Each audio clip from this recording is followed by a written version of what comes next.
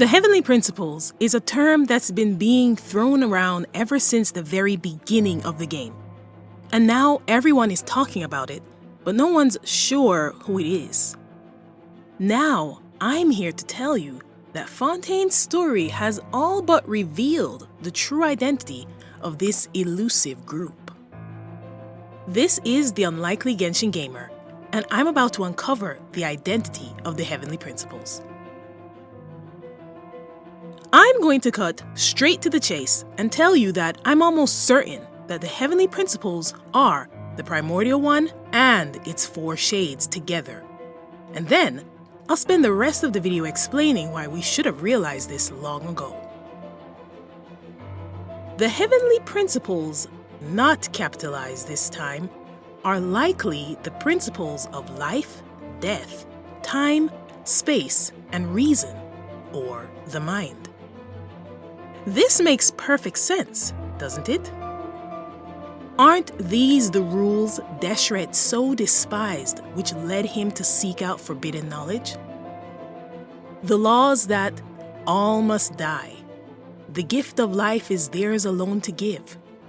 Time must not be tampered with by humans, and no one can leave. One defies any one of these rules at their peril. And we've encountered these principles elsewhere in the game. For many of us, every day in fact. It has long been suspected that the different categories of the artifacts represented the different shades, but now, with the recent confirmation of a shade of life, the one who created Egeria, it has become almost certain that the Heavenly Principles are as follows.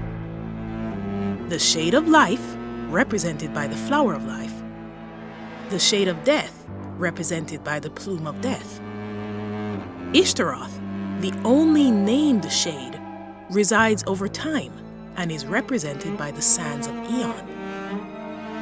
Our good friend the Sustainer would be the shade of the void, or space, owing largely to her uncanny similarities with Kiana Kaslana, the Hersher of the void in the companion game Honkai Impact 3rd. And her corresponding artifact would be the Cup of Enothem. And lastly, the Primordial One themselves, whose emblem would be the Circlet of Logos, giving them control over reason, the will, and the mind itself. Together, all these principles and their enforcers are what the archons all fear.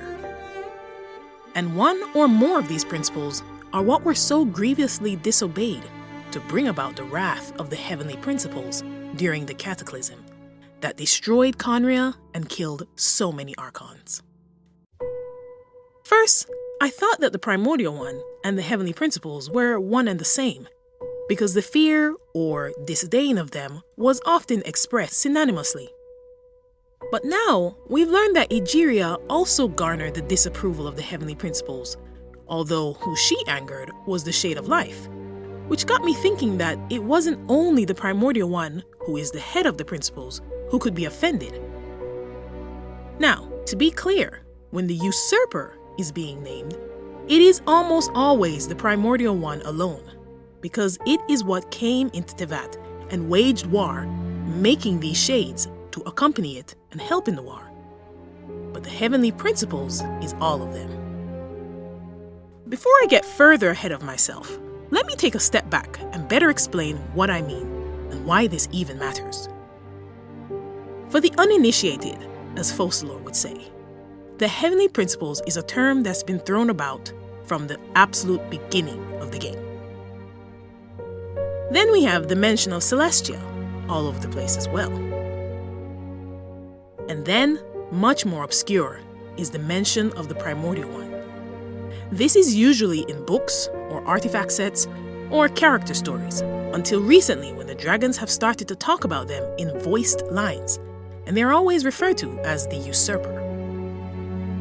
The concepts of the shades and the name, the Primordial One, appeared for the first time in the Enkanomiya book before Sun and Moon, arguably one of the most potent lore drops we've had, although it's very obscure.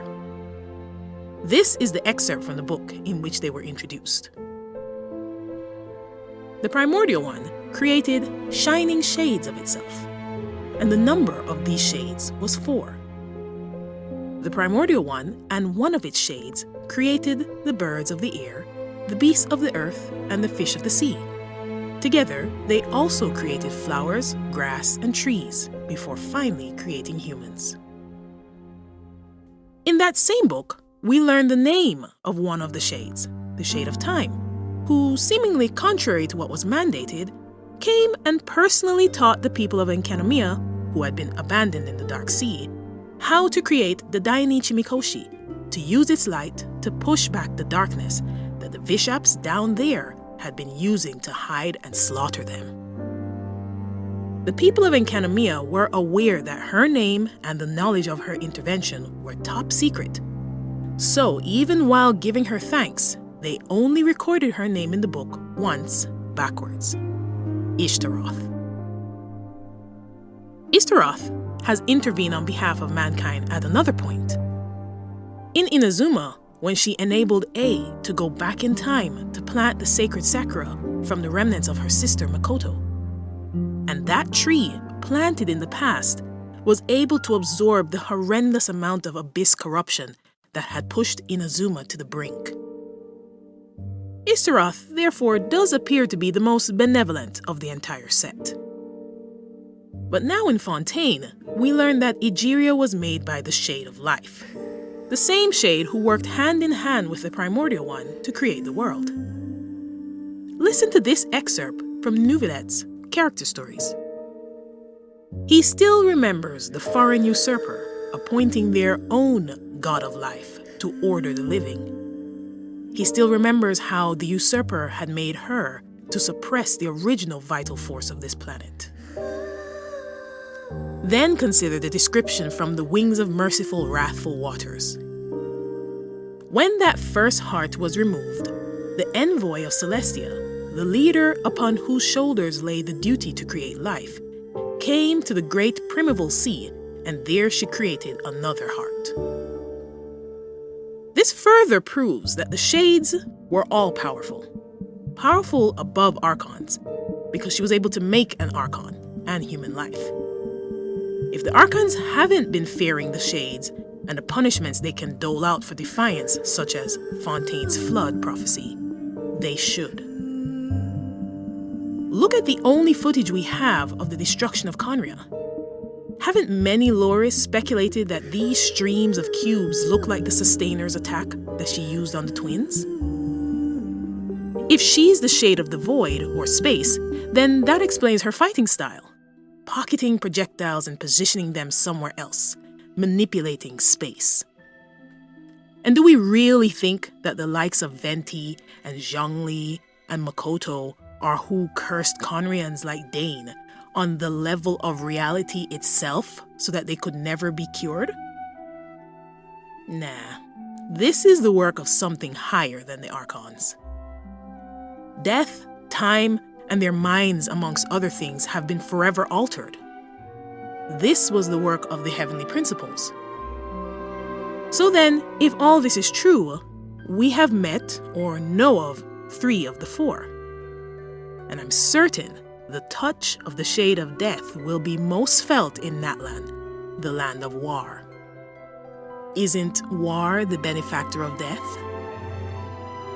Neuvillette said something else, which would help to lend legitimacy to this mounting fight against the heavenly principles, and it relates to visions and the limited scope of the 7 elements and the 3rd descender.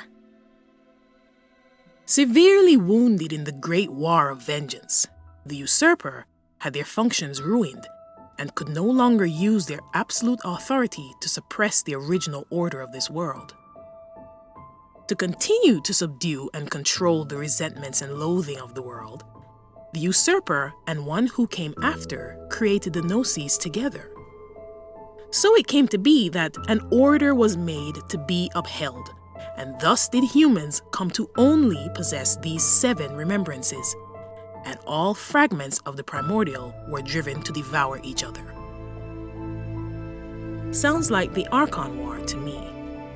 And the other fragments of the primordial? Havria, the goddess of salt. Decarabian, the god of storms, Nabu Malikata, the goddess of flowers, and many, many more were all eventually vanquished under the law of the seven. There is even an achievement name card called Colors of the Rainbow that further implies that there really are more than 7 elements in this world. But I digress.